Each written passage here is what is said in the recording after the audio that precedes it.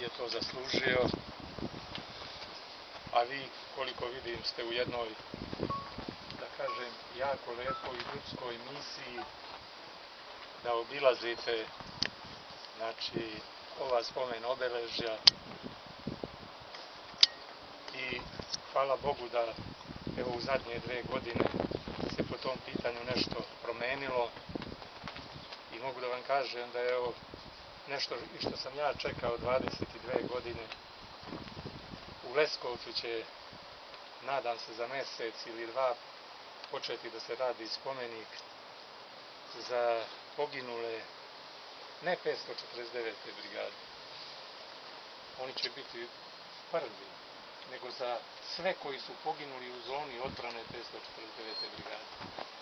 Najviše ih ima iz jedinica policije, pa zatim iz naše brigade, a onda su sve jedinice, možda jedno 30 jedinica, tu je i 72.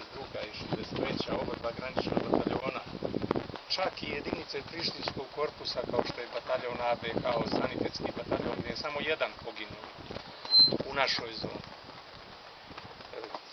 Juče je zvao general Pavković. Napisao je jedno pismo gdje, evo ja vas molim da vi gdje god budete u tom smislu radite. Kaže, ja se iz Finske borim svim snagama da se borci ne dele. A zbog Košara se borci dele. Nikako nije dobro. Mi to juče u tom parku u Rumi, jedan lep park u centru grada je dobio ime Park heroja Košara i Paštra. I to je primjer da se borci ne dele. Ali i ovo što se danas dešava i taj neki samo poziv borcima sa Košara, čak i insistiranje predsjednika da se napravi spomenica samo za borce Košara. A rekli su mu ljudi koji imaju svoj lični autoritet da bi to bilo porazno. Ali pošto mnogo toga što on radi porazno za ovaj narod i za ovu državu, neće me začuditi ako i to bude sproveo. Ali jednostavno najveću štetu tu trpe borci, a posebno borci sa Košara. General Pavković posebno insistira tu na Paštriku. Zašto se Paštrik stavlja u drugi plan? A ja uvijek se na to nasmejem i kažem da zato što sam ja bio komandant te jedinice na Paštriku. Zato što je to jedina bitka koja je bila 1999. godine, sve drugo su bile borbe. Zato što je to jedina bitka po američkoj strani vazdušno-kopnene bitke. I sve bi bilo u redu, ona bi dizana u nebesa, ali je problem što ja ne prihvatam, znači, mnogo toga. Sve što je dobro i što je za sve borce, ja ću prihvatiti, bez obzira šta o tome misli. Tu je i general Konjikovac, tu su i sve naše starešine. I ono što svima smeta, to je jedinstvenost naša.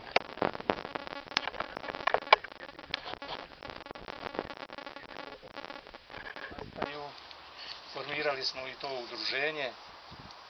Eto, na osnovu toga udruženja zahteva bit će i taj spomenik. To će biti najgrandiozniji spomenik koji je podignut od 1999. godine.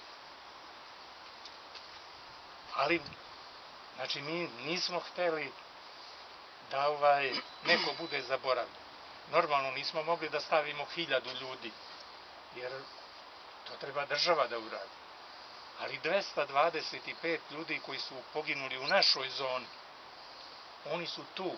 Tad su bili sa nama i sad će biti sa nama na našem spomeniku.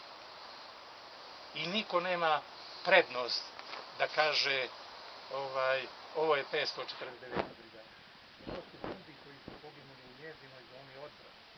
Istina na tom, taj znak koji je nekome zasmetao, ali mi smo rekli, ili ostaje znak ili nema spomenika. Pravit ćemo ga na drugom mjestu. Jer piše herojska 549. brigada Car Dušan Silni, udruženje.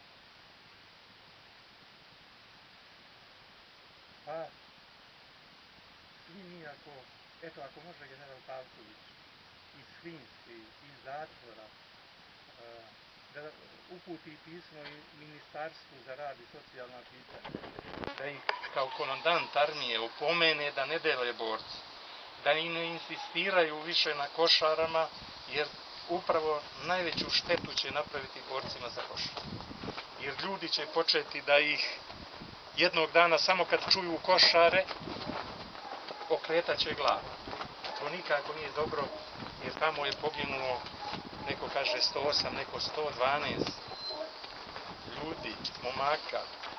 I treba se zapitati je li moralo toliko da pogine. Kod nas su borbe bile žešće, pogotovo napadi iz vazduha svih 24 sata. Imamo 26 poginulih i to je mnogo. Od toga samo 4 poginulih od metka. 6 poginulih od minobacačke, artiljerijske i raketne vatre. Ostali svi poginuli od bombardovanja iz vazduha. Nikad se to u istoriji nije desilo. Ali mi ćutimo. Mi nikad ne kažemo paštu i kada ne pomenemo košar. Nismo zato da... Onda i ljudi drugi. I kažu pa mi smo bili u Drenici. Jeste stvarno najgore bilo na granici. Ali ti drugi ljudi zaslužuju da budu pomenuti. I ti u Drenici, i oni u Prištini, i u Kosovskom Pomoravlju. A na kraju krajeva i ljudi koji su bili van Kosova i Metohije. Njima je svakako bilo mnogo lakše, oni su samo sretali od avijaciji. Ali svi su oni činili jedinstven, znači jedinstven sistem odbrane našeg naroda. I ne treba ni kroz propise, kroz zakon, znači to ne treba nikako da se omalovaži. A vas molim, pošto vidim da ste dobro organizovani, da evo danas imate znači obilazak više mjesta i obeležavanje, znači i odavanje počasti našim znači junacima otadžbine i braniocima otadžbine, da to imate u vidu i da prenosite ljudima. Jer mi kad nas izdelaju da nemamo snagu, zato ne možemo ni zakon kakav valja da donesemo. Sa 1000 udruženja, od kojih jedan dobar broj, znači preko projekata, para i ostalog se izdržava, i za koje je vlast rekla da oni imaju saradnju sa 99% udruženja. Ne može se ništa uraditi za onu ogromnu masu. Ne treba ništa raditi za mene, za Stojana, za one koji su profesionalni bili oficiri, za one koji su bili u MUP-u. Ali postoji jedan broj ljudi, vojnika, rezervista, koji vrlo teško žive, koji su bolesni i treba im omogućiti da mogu da se leče i da mogu, znači na kraju krajeva da žive kao sa svojim porodicama kao normalni ljudi. I kad bi to država htjela da odradi, ne bi to bilo 1000 ljudi. Verujete da bi to bilo možda nekoliko stotina ljudi koji su baš ugroženi i kojima bi trebalo pomoći. Hvala vam. Hvala još jednom.